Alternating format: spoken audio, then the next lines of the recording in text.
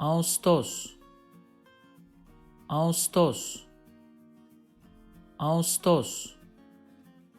Ağustos yılın 8. ayı. Ağustos yılın 8. ayı. Ağustos yılın 8. ayı. Ağustos ayında balığa gidelim mi? Ağustos ayında balığa gidelim mi? Ağustos ayında balığa gidelim mi?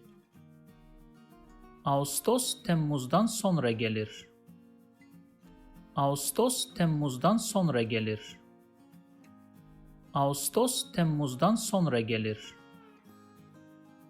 If you like this video, please subscribe to my channel below for more videos on Turkish grammar, vocabulary and pronunciation.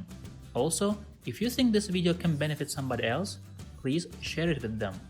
Last, if you have any comment or request, please provide your feedback in the comment section below and I'll do my best to respond as soon as possible.